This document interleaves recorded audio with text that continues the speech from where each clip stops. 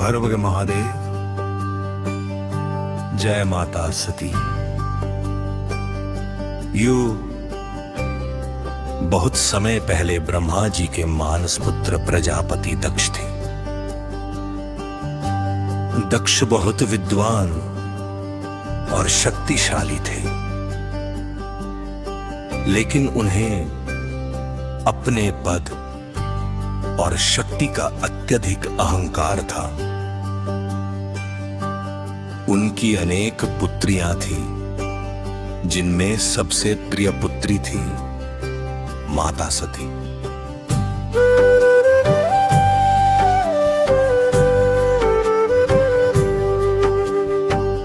बचपन से ही सती का मन भगवान शिव की भक्ति में लगा रहता था।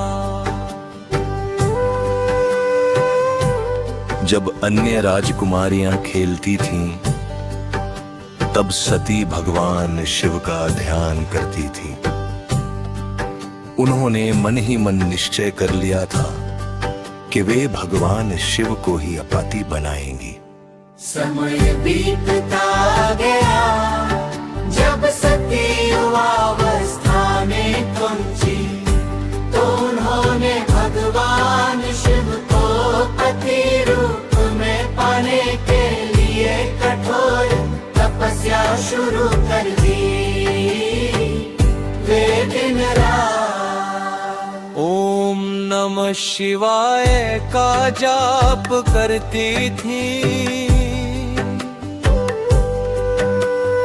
उनकी तपस्या इतनी कठिन थी कि देवता भी आश्चर्यचकित हो गए। अंततः भगवान शिव उनकी भक्ति से प्रसन्न हुए। ब्रह्मा जी पर भगवान विष्णु के आग्रह पर शिवजी ने माता सती को पत्नी रूप में स्वीकार कर लिया। शिव और सती का विवाह बड़े धूमधाम से हुआ। देवता, ऋषि और गंधर्व सभी इस दिव्य विवाह के साक्षी बने। लेकिन प्रजापति दक्ष इस विवाह से पूरी तरह प्रसन्न नहीं थे। वे शिव जी को एक साधारण योगी समझते थे। समय बीतता गया, एक बार देवताओं की सभा में प्रजापति दक्ष आए। सभी देवता सम्मान में खड़े हो गए, लेकिन भगवान शिव ध्यान में लीन रहे। दक्ष ने इसे अपना अपमान समझ लिया और उनके मन में शिवजी के प्रति द्वेष और बढ़ गया। कुछ समय बाद दक्ष ने एक विशाल यज्ञ का आयोजन किया। उन्होंने सभी देवी देवताओं, ऋषियों और राजाओं को निमंत्रण भेजा, लेकिन जानबूझकर भगवान शिव और माता सती को आमंत्रित नहीं किया। एक दिन माता सती को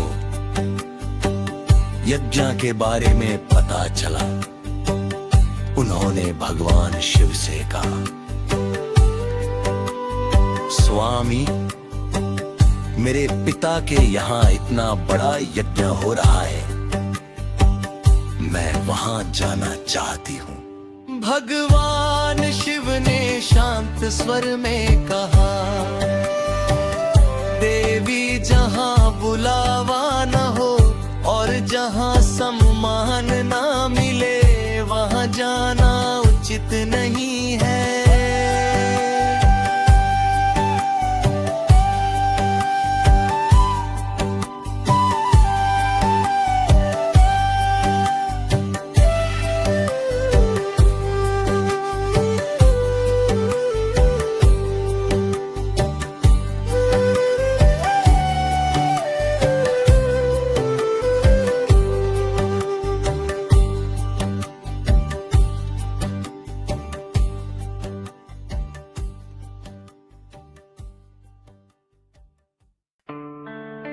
लेकिन माता सती का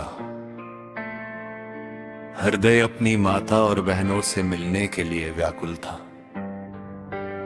उन्होंने सोचा कि पिता के घर जाने के लिए निमंत्रण की आवश्यकता नहीं होती। माता सती अकेली ही यज्ञ में पहुंच गई। यज्ञ स्थल पर पहुंचकर उन्होंने देखा कि सभी देवताओं का सम्मान हो रहा है, लेकिन उनके और भगवान शिव के लिए कोई स्थान नहीं रखा गया था। जब माता सती ने अपने पिता दक्ष से इसका कारण पूछा, तो दक्ष ने भगवान शिव का अपमान करना शुरू कर दिया। उन्होंने शिव जी के बारे में कठोर और अपमानजनक शब्द कहे। माता सती के लिए यह असहनीय था। वे अपने पति और आराध्य देव का अपमान नहीं सुन सकती थी। उन्होंने सभा में उपस्थित सभी लोगों से कहा, भगवान शिव स्वयं महादेव है। उनका अपमान करके आप अपना ही अहित कर रहे हैं। लेकिन दक्ष का अहंकार कम नहीं हुआ। तब माता सती ने अत्यंत दुखी होकर कहा, जिस शरीर को मैंने दक्ष के घर में जन्म लेकर पाया है, मैं आज उसी शरीर का त्याग करती हूं। इतना कहकर माता सती ध्यान में बैठ गई और अपनी योग शक्ति से योगाग्नि प्रकट कर ली। देखते ही देखते उनका शरीर उस दिव्य अग्नि में समर्पित हो गया। पूरे यज्ञ मंडप में हाहाकार मच गया। जब ये समाचार कैलाश पर्वत पहुंचा, तो भगवान शिव अत्यंत दुखी और क्रोधित हो उठे। उनका क्रोध इतना भयंकर था कि तीनों लोग कांप उठे। महादेव ने अपनी जटा का एक बाल उखाड़कर पृथ्वी पर फेंका। उस जिजा से एक भयंकर योद्धा प्रकट हुआ, जिसका नाम था वीरभद्र। भगवान शिव ने आदेश दिया, जाओ दक्ष के यज्ञ का विनाश कर दो। वीरभद्र अपनी सेना के साथ यज्ञ स्थल पहुंचे। उन्होंने यज्ञ को तहस नहस कर दिया। देवता भयभीत हो गए। अंतत दक्ष का घमंड भी चूर चूर हो गया। कथा के अनुसार वीरभद्र ने दक्ष का सिर काट दिया। बाद में देवताओं और ब्रह्मा जी के अनुरोध पर भगवान शिव का क्रोध शांत हुआ। शिव जी ने दक्ष को क्षमा कर दिया और उसके शरीर पर बकरे का सिर लगाकर उसे पुनर्जीवन दिया। दक्ष को अपनी गलती का एहसास हुआ। उसने भगवान शिव से क्षमा मांगी। उधर माता सती ने अगले जन्म में हिमालय राज की पुत्री पार्वती के रूप में जन्म लिया। उन्होंने फिर से कठोर तपस्या की और भगवान शिव को पति रूप में प्राप्त किया। इस प्रकार शिव और शक्ति का पुनर्मिलन हुआ। कथा से शिक्षा, अहंकार मनुष्य का सबसे बड़ा शत्रु है। मैं भगवान और उनके भक्तों का अपमान कभी नहीं करना चाहिए।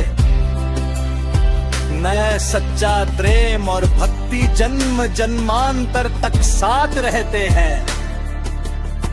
मैं सम्मान और विनम्रता जीवन के सबसे बड़े गुण हैं।